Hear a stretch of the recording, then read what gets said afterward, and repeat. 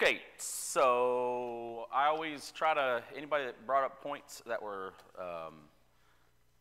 really good that I missed, I want to point something out. Last time we talked about those skills and those talents that everybody has. And James came up and he said, the service that we can do for people, that loving service, and that we always focus on those public talents, right? Preaching, teaching, singing, all that stuff. And we look at that as the pinnacle of service, right? That you are the figurehead, you are the person in front doing what needs to be done. And we sort of put that up on a pedestal. And it's really discouraging to people who can't do that.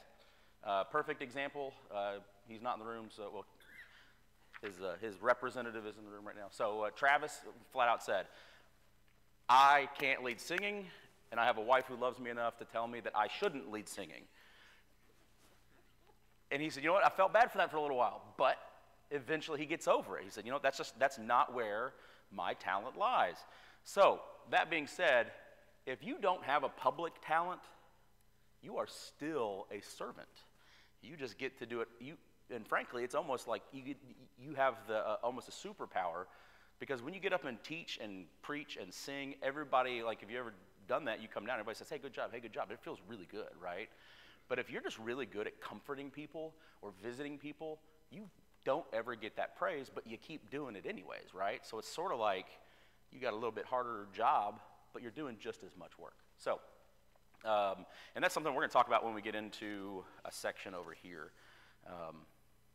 We're going to talk about how do we sort of build each other up. Okay, anybody got questions or things they want to start with? Anybody just want to point out anything that just dying to talk? I know you guys are always on that mic, so just, okay. So feel free to jump in. This one is, like I said last time, sometimes you teach a lesson and you feel like it's kicking you in the teeth while you're preparing it. So this is another one of those. It's going to be real easy to start thinking, oh man, I didn't do that. I don't do that. I'm not great at that. I'm not good at that. Don't beat yourself up as we go through this, okay? And we're going to hopefully give a little bit of positivity into this as well. So, see where we were? I like to start where we were. So, prepare, ignite, fuel. We're in the last lesson of the fuel section, right? And remember, fuel, all that stuff you need to keep going. You put gas in your car. If you don't, you'll end up on the side of the road. You put food into your body, and it hopefully fuels you. Sometimes it'll just make you feel like you need a nap. So we're in that fuel part. So how do we take our zeal and how do we fuel it? How do we build it so that it is going to continue forward? And if you watched all these, the Olympics or any of the stuff that pops up on Facebook or Instagram, it's always the story of that person who's right at the last second and they stopped for some reason because they thought they were at the finish line, and then somebody blows by them and wins. That's where we are with this one, okay? And I'm going to talk about that here in a second. Wednesday night, we're going to start on the protect. Okay, and we'll get there. I'll talk about that hopefully a little bit at the end if I have time. So today's lesson goals, we're going to define diligence because our title of the lesson is Finishing with Diligence, okay? It's like we tell students at school, if you didn't finish, you might as well not even started because you don't get there, right?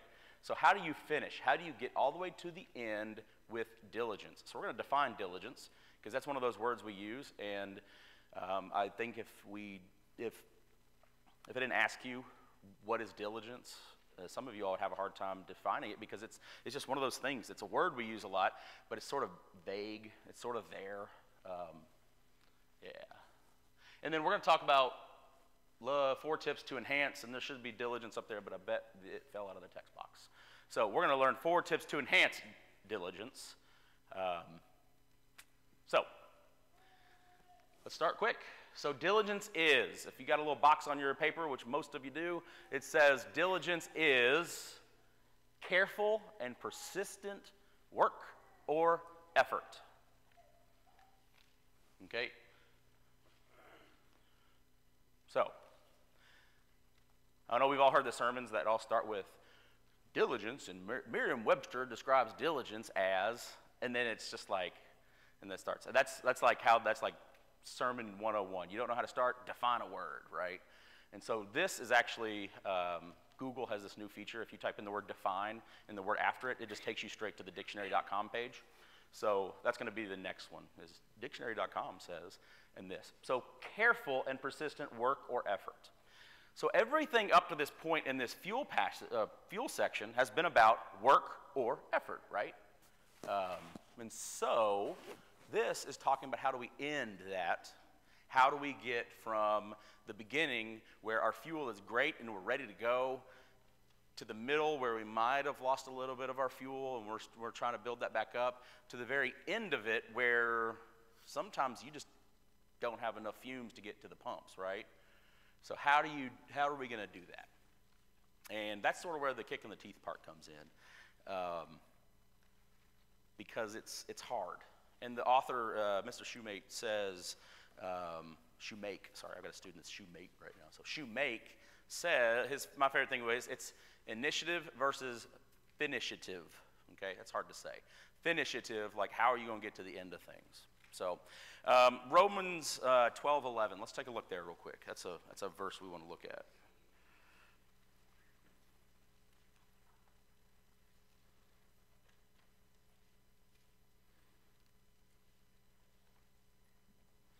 Romans 12:11 says, got to scroll down to it. Actually, I'm going to go back to 10 because I think it starts a little better. So be devoted to one another in brotherly love. Give preference to one another in honor, not lagging behind in diligence. Fervent in spirit, serving the Lord. Okay? And also, Mr. Shoemake also brings up Proverbs 20:11. We're going to look at that here in a second as a verse that we need to take a look at. So, hey, that's why they popped up there. Is diligence hard? Is it hard to have careful and persistent work or effort? And what happens if you're careful but you're not persistent? Or what happens if you're persistent but you're not careful? Is it still diligence? And I think this is one of those, sometimes you get an either or. I think this is a both thing, okay? That diligence, that careful work and effort, and persistent work and effort. You could be real careful about something, but if you're not persistent, you're not being diligent, right? If you're being very persistent but you're not being careful, is it worth the work or effort? Okay? Questions? It's early on a Sunday morning, I know. Okay, we'll get there. So we got 4 tips, and Mr. Shoemake brings in these 4 tips, and we're going to spend the majority of our time talking about these 4 tips. They are sort of hard to face because they are things that when you look at them, first of all, it may be something you're already doing and you don't realize it, or it may be something that is really hard for you, okay? And we're going to talk about how do we use these as things we can do, okay? And how do we take these tips and make them things we can do. So tip number 1 is reject laziness and aim for good work. And I always point out where I disagree with an author. I would rather he would have gone for just 5 tips and split this one up because there's a lot here to unpack, okay? So reject laziness and aim for good work. But I do like how he worded it, right? Because did he say do good work? He says aim for good work. And we're going to talk about the difference between aiming for and completing, okay? We'll talk about that here in a second. So we all have heard the sermons. We've all heard the classes. Work is good. It is good for you to work, right? It is good for you to go out and do stuff. You may not want to go out into the yard and do all that yard work, but when you are done, after you feel like you've been beat up and drugged through the desert, you feel good, right? It is good for your body to work. It is good for your mind to work. It is how you get smarter. It is how you get stronger, and it produces results. So Philippians 4:8-9. So finally, brothers and sisters, whatever is true, whatever is noble, whatever is right, whatever is pure, whatever is lovely, whatever is admirable, if anything is excellent or praiseworthy, think about such things. Whenever you have learned or received or heard from me or seen in me, put it into practice, and the God of peace will be with you. He didn't say work. What's our work word in there in that verse?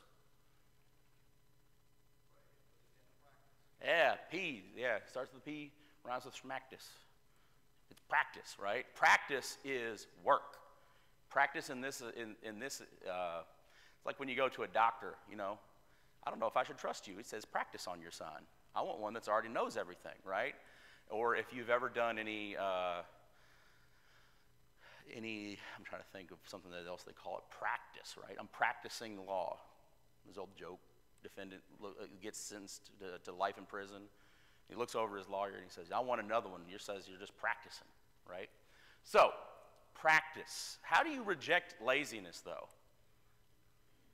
Because I'm going to be honest, this right here in a church sense, that reject laziness right there might as well have stepped off, that book might as well popped up and smacked me in the face and then went back down in my lap where I was highlighting it. So how do you reject laziness?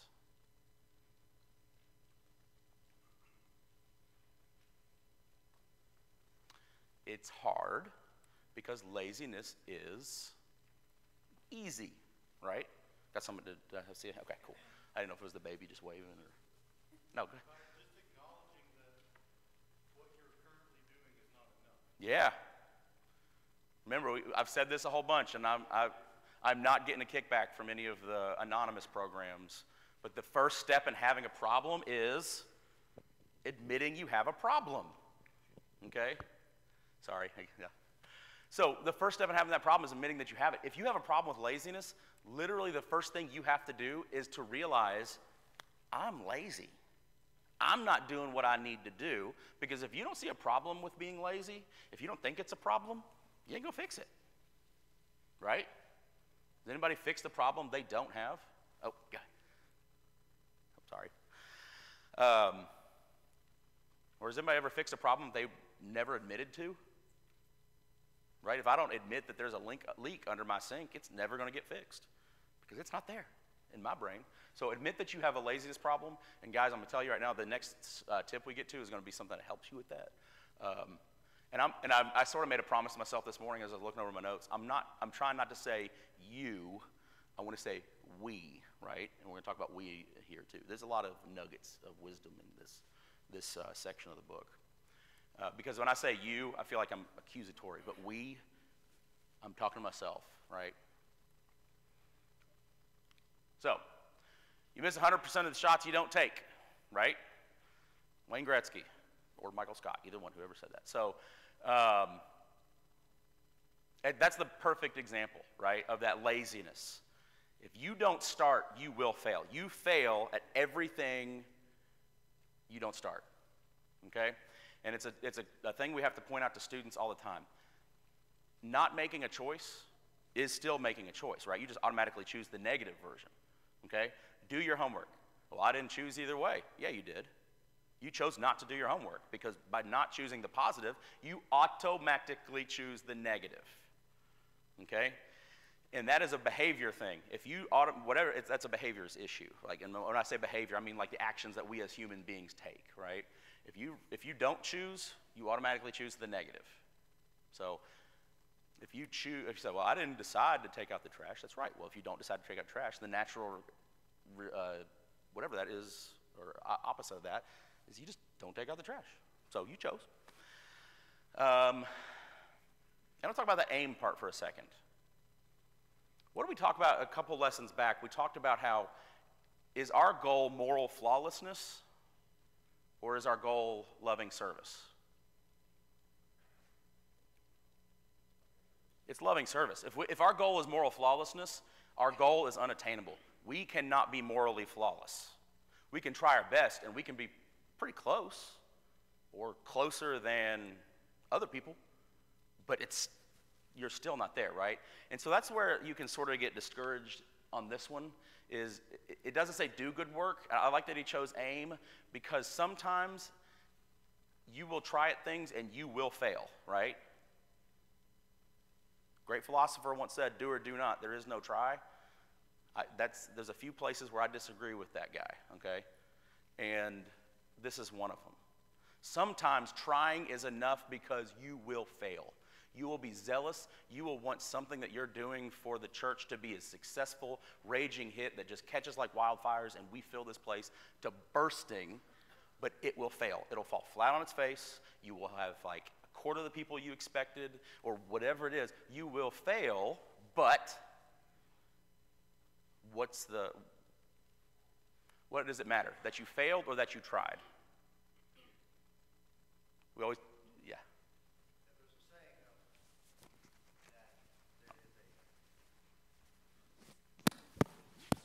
there is Pour in my pocket.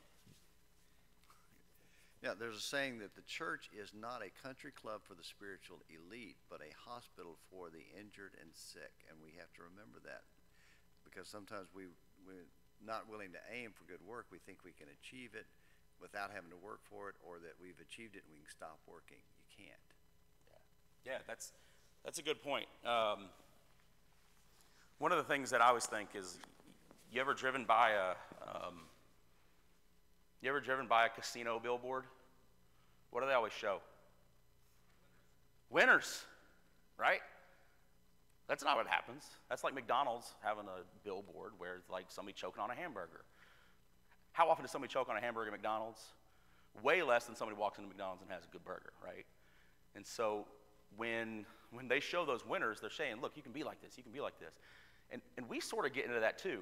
We always like to talk about all the good stuff and all the good people we have and all the great things that we're doing and all the good people. And who does that scare off? Not intentionally. Who's it scare off? The people who want and need to be good. I love that you didn't say bad people, because I've been racking my brain how not to say bad people, right? Because this was one of those things. When I started teaching, they always said, there are no bad students, there are just kids who make bad choices, right? And I was like, oh, I can't stand that hippie stuff.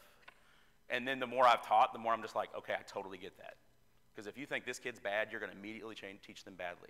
If we think somebody comes in here and they have a story that we may not think is all kosher and great, we need to see them not as a problem that we need to solve or help, but we need to see them as a soul that is lost that we need to help. Does that make sense? And that's hard. It's hard to do, right? Because we as humans immediately see different, and we think, what are we conditioned to think? Different is bad, right? So, yeah, so the aim part, right? Aim for the good work. And if you fail, it's okay. Get up, try again, right? We are not measured by our failures. We are measured by how often we fail and continue to rise. Okay. Didn't change the title. So let's pretend that this says, so what I do, I make one slide, and then I just duplicate it and change the title every time. And I even went through my slides to see if it's there. And then I just change the titles and the text and everything. And I missed this part. So when I aimed for good work here, totally missed. See? Object lesson. There we go. So work with the end in mind. Work with the end in mind. If you have kids that have gone through school lately in the Warren County or Bowling Green Independent School District, you know that he probably had another way to say this, but he didn't want to get sued by the Covey organization, right? Begin with the end in mind. It's one of those 7 habits. He actually talks about it in the book, but it's copyrighted, so he couldn't use that without getting sued. So we're going to look at Proverbs 21:5. I'm going to throw my phone. I tried to go with one podium. It didn't work, so if y'all see me trying to get one podium out on Wednesday night, just be like, hey, remember that Sunday morning? So Proverbs 21:5.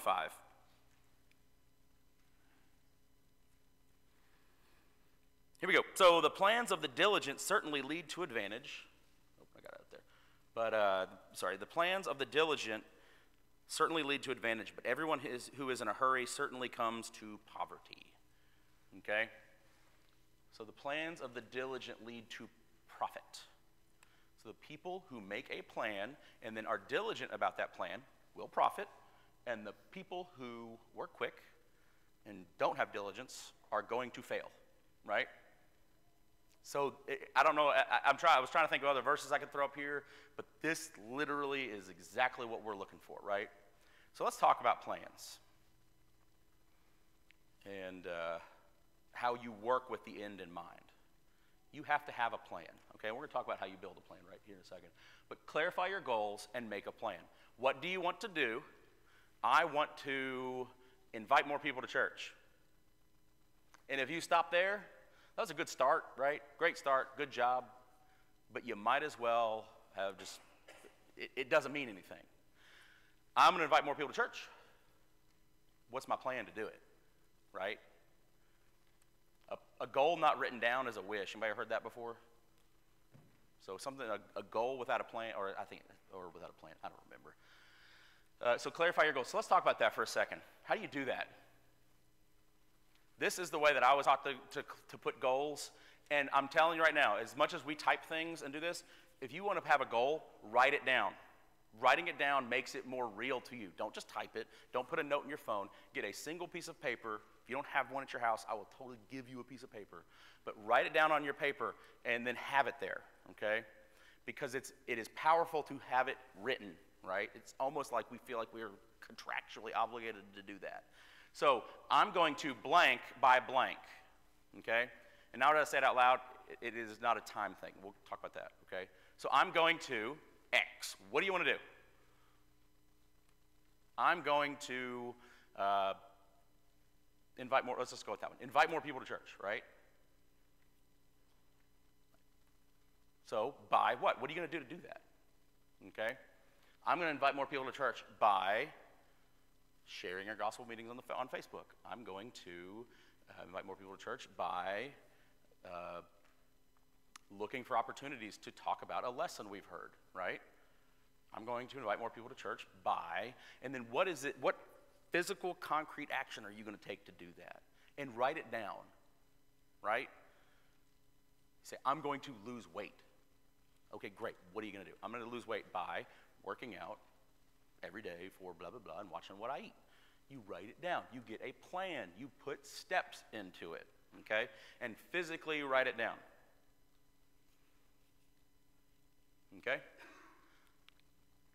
You also got to consider those eventualities. What's an eventuality? Brian orders a boat motor. It's got all its parts, but while they're moving it from Timbuktu to here, he loses the propeller. Are you out of luck? What? No, not necessarily, but Because you might, what did you probably plan? What do you probably have sitting at your shop still? plan for things that don't go well. Yeah, but do you have other propellers sitting at your shop you could probably switch out? Yeah, probably do. Because he planned for the eventuality, right?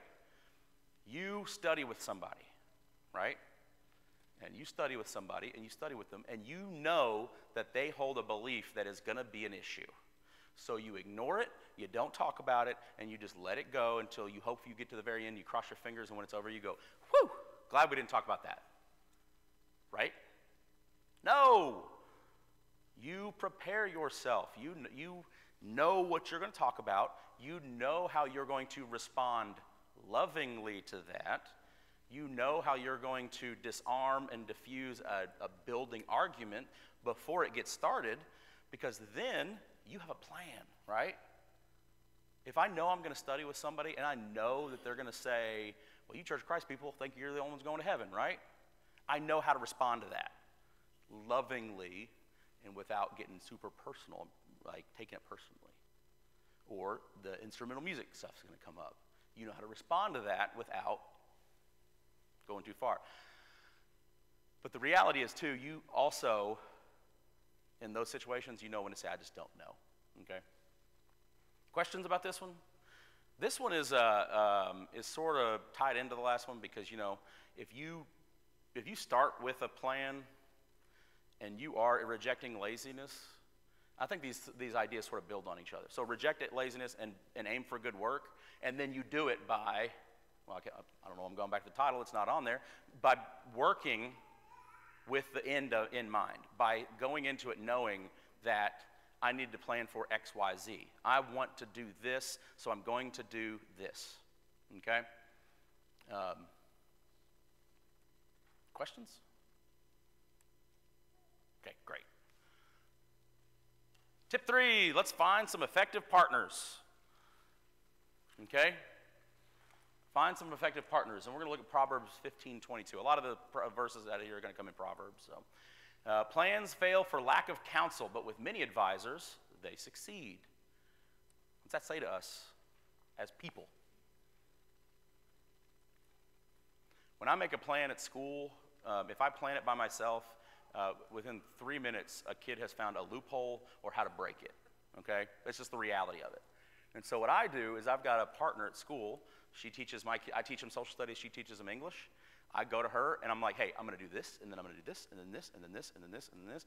And then she says, hey, this step right here, you're going to lose them, right?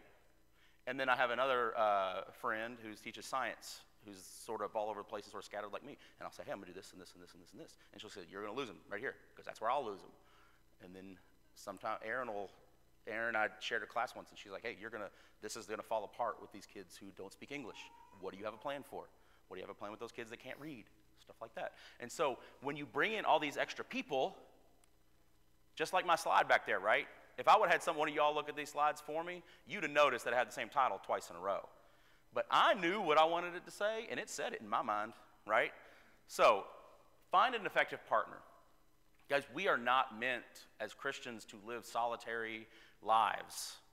We are meant to be together, right? The first century church, what does it say about them? They were together daily. They sold other things and had all things in common. They were together all the time. And I'll tell you, I think, well, Matt's at home, so Matt's going to see this, but one of the best things I feel like Aaron and I have done for our spiritual lives is we live next to Matt and Rita. Like, we helped them move in. We saw the house across the street for sale. We liked it, so we bought it, right? And having that constant reminder is helpful. Friday mornings, some guys get together, we go to breakfast. It is helpful because we are together, and we have developed over the last 2 years a relationship where if John or Travis or James came to me and said, hey, you need to think about X, Y, Z, I feel like I could do that right now. Like I should listen to them because they are effective partners, right? They are effective at knowing me and my skills and my pitfalls that I can trust them, right? But if one of y'all I don't know very well, it'd be really hard not to get sort of defensive, right? So we're supposed to be together. So let's talk about that for a minute. How do you build, let me see what I got there. Yeah, that's something I want to bring up. I is heavier than we, right? I is heavier than we. Alone, you can't get much done, right? If I want to pick up this pew, I could probably get this edge off over here. But if I got Jeff over here, I could say, hey, you get this side, I get that side. We could probably pick it up after we unscrewed it from the floor. We'd have to check that first. But I know one of you ladies would be like, hey, did you unscrew it first? And after about 10 minutes of us trying to lift it up. So I is heavier than we. The more many backs make a lighter load. Heard that too. So how do you do that? How do you get to where you have effective partners?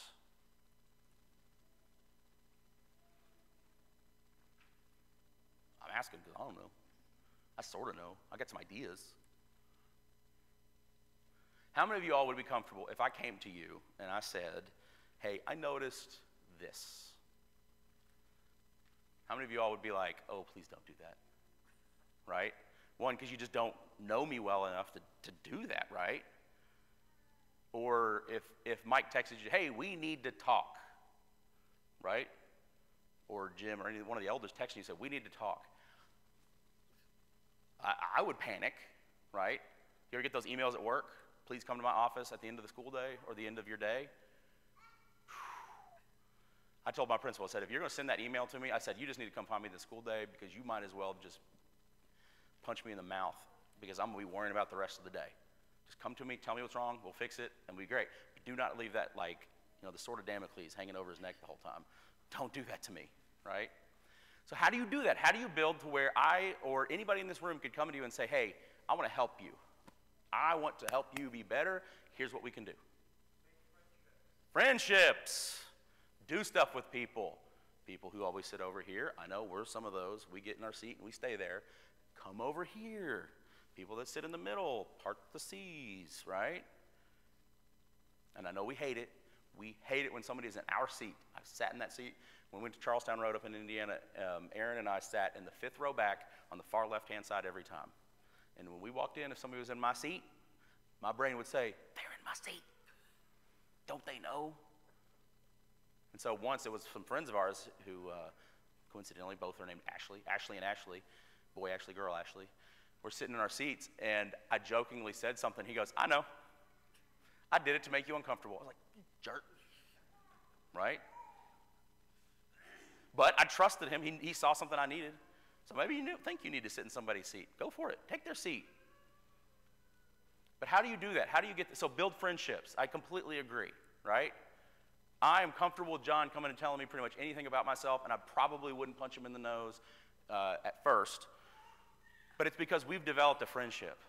Matt Wilson and I were college roommates, and we live across from each other. I would be very comfortable with him telling me what I need to fix, okay?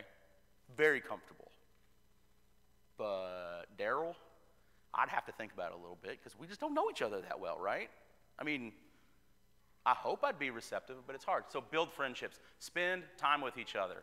If you remember way back at the old building, Todd did a lesson. It's called They Smell Like Sheep, about how elders should smell like sheep because they should be among their sheep. You can always pick out a shepherd when you go to the Middle East, right?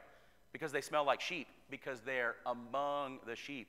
We should know each other's smells. We should know how each other react. We should be around each other enough that it does that, okay? And I'm going to challenge you. Here's a challenge. I want you to, this is going to be very uncomfortable, right? Because we like to talk about how we are Southern and we have all these hospitality and we love to help each other, but then this is going to be hard for some of y'all. I want you to find two people in this building that within the next, 72 hours will be Wednesday, maybe? I can't count hours. Before Wednesday, I want you to find somebody and tell them something good about themselves. And do it. And if, hold each other accountable, right? So Terry and Kim, I'm trying to pick two people I can think of names. As soon as I start to think of names, I've known Clint for years, and as soon as I try to think of his name, I forget it. So, Terry and Kim, before you walk in this building on Wednesday night, ask each other, who'd you tell? And it can't be your wife or your husband or your kids. It's got to be somebody else outside of your family unit. Okay? Ask each other, what did you do? Who did you tell? And what did you tell them? And it is hard. How many of you are squirming already because you don't want to do it and you know you're not going to do it? Yeah. That's that kick in the teeth that you're looking for. Find somebody and say, hey, you know what? I love that every time you come in this building, you are whatever. See, I can't even think of something because I'm on the spot. Okay? Find somebody and do that. And I'll tell you this, we had our evangelism workshop yesterday. Numbers were a little low. We could work up the zeal a little bit, guys. And I complimented somebody in the crowd, and then I went to go compliment Rodney, and it felt so awkward, right? Because Rodney and I just don't, we just don't know each other. Like, we know each other, but we're not, hanging out all the time. But even though I was just saying something nice about Rodney, I just said, hey, he's level-headed. If I'm too much for somebody, and I know that I'm sort of losing them working with them, Rodney might be a good choice because Rodney is level-headed. He is even, right? He does not get super excited. He is not over the top with a lot of stuff. And that is a skill. I can't do it, right? And it felt like the weirdest thing in the world to do. But why? Because we don't do that. We should be building each other up. So 72 hours, or let's just say by Wednesday night, find somebody. I'll even allow you to text them if you have to. Compliment them. Say something good about them. Tell them that you appreciate them for whatever it is they do. And if you have to make it up, make it up. You will make that person's day, okay? So there are roughly, is Mike counted yet? Oh, he's not in here. Well, I had 120 handouts, and there's probably a few left. So let's just, there are 100 people in here. If you do that, did I say one person or two? Two? Yeah, two. So there's 100 people. That means that there's going to be 200 affirmations flying around this building, hopefully, right? I'm holding you to it. I'm going to ask you. So there's going to be a quiz. I'm going to make you write it down when you get here. I'm not going to really do that, but questions about that? That's how we build. That's how we get closer. That is how we do things better, right? Because once you get comfortable telling somebody the good things that they do, and once they trust you and they know that you are looking out for them and that you love them, it works. And I tell school stories because that's what I know. I had a sub walked into my room and just completely tore into the kids. And they lost it, rebelled, threw a fit, because there's only a thin veneer of control in that classroom anyways, right? And as soon as you lose that, you're done. And so he lost it. The next day I come in, I said, man, what happened? He said, I didn't talk to him any different than you did. I said, whoa, whoa, whoa, whoa, whoa, what did you say? And he told me what he said. I said, yeah, I say that, but every kid in this classroom knows that I would jump in front of a train for them first. They know that I would lose my right arm if I could save their life or keep them from harm. They know that I love them. And so I can talk like that to them because they know it's out of love. And I'm encouraging and I'm building them up. And we have that relationship where we can go back and forth picking on each other. You don't have that. You walked into their house and insulted them. So I go to Angie and I'm like, Angie, I think that you have a problem with. And she doesn't know that I love her already. I might as well have just gone to Angie and be like, Angie, you are no better than dog poop in my yard. I always pick on people who I know don't care. So I don't believe that about Angie. And actually, I think Angie is somebody we could probably, she's super understanding, like patience of a kindergarten teacher. And there's my one of mine. I'll get two more here in a second. So, okay, don't waste opportunities. I sort of wish that last one was a whole class because there's a lot of stuff we can do. So we build each other up. We get to be better friends. There we go. Don't forget your homework, 2 things. So don't waste opportunities. John 9, 4 through 5.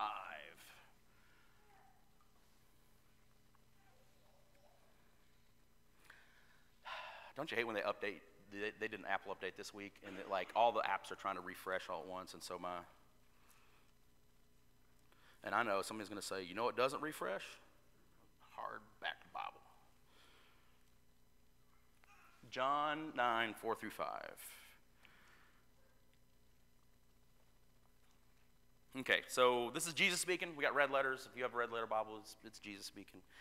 It says, we must carry out the works of him who sent me as long as it is day. Night is coming when no one can work. While I'm in the world, I am the light of the world. We have a set amount of time, okay? If you want to know how short your life really feels, young people, it feels like you got a lot of time. And then you blink, and you're 38, and you're thinking, you know what, in 4 years, Mallory's going to move out. And then you blink again, and I haven't hit that second thing yet. I'm in the middle of that blink, right? Time gets shorter as you get older. Kid time is really, really slow, especially at the dentist or the doctor or wherever. But adult time speeds up, right? And it just goes. And we have a fixed amount of time, and we need to understand that we can't waste opportunities. But at the same time, if we miss an opportunity, what do? What do? Admit that we did what? That we missed it, and plan to do better next time. Because if you say, oh, I missed that opportunity, there it goes. Oh well. What did you fix? Did you confront the issue in yourself that's causing you to miss that opportunity? Did you look at that person and judge them as, oh, they don't care. They don't want to go to church. They don't want to obey the gospel. They don't want to be better. They don't want to be good. Fix that bias. Fix the bias that you have so you can approach that better next time, okay? You also can't let those, You can't let those opportunities that you do miss pile up to the point where you feel like you are so far gone that you can't do better, right? I'm 38. I've been out of my parents' house for 20 years. I have missed so many opportunities to do this. I can't do any better, right? What's that mindset we talked about? Right? That growth mindset? Yet, right? I've missed all those opportunities. There's nothing, I can't do this yet. Get better at it, okay? I don't know how to insert this religious topic without just beating somebody over the head with it yet. Learn to get better about it, okay? And we can go back through this. Make a plan to work, right? And that's how you finish with diligence. You put all these 4 things together, and I hopefully, in this 45 minutes I've been talking to you guys, you have seen that all of us have something out of these 4, or maybe even more, right? So what of the 4 is your Achilles heel, right? What is it that that tip that you know, but you can't fix? We got a tennis coach at our school, and he said, I was talking about how you got to get better. You got to recognize that you're getting better. And he told the kids, he said, if I fix a backswing, somebody said this here, but he brought it up this week, so it hit home again. If I fix a backswing, all I got to tell the person is, twist your wrist. And they go, oh, okay, I knew that. And they do it, because all they're doing is waiting to be told what we need to fix. But that goes back to that friendship thing. There's a lot of stuff that a lot of us could be told, but we're never told that because we aren't comfortable enough with each other to open up and say, here's what we can do. Here's how we can step up. So that find effective partners thing is hard. Notice it didn't say find an effective partner. It said effective partners, plural. You can have 350 partners in this. It's okay. Nobody's going to tell you you can't be friends with little Sally because she stole your boyfriend last year.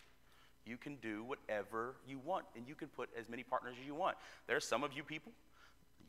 There's some of us that I would come to for public speaking advice. And there's some of you guys I just wouldn't, because you're not public speakers, and there's nothing wrong with that, right? There's some of you guys that I would come to for, I don't know how to work this point into a sermon. I wouldn't come to you because you've never really written a sermon. But I might come to you because you might have some fresh eyes to look at it, right? So we can stay out of that. So that's part of it. We can't waste those opportunities. And if you do waste opportunities, admit that you wasted it. Go back through the other tips. Read those because they're the ones that are going to keep you propelling forward. And remember this. That's a real easy way, is that there's time coming when you're not going to be able to work.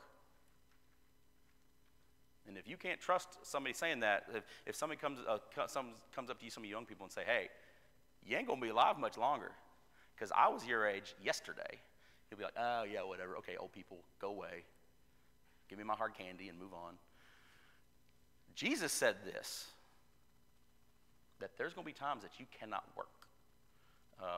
And so we should be working when we can. Okay? So reflection question, how are you making your work pure and right? So 2 homework assignments. 1, don't forget, find somebody and compliment them. 2 peoples and compliment them, okay?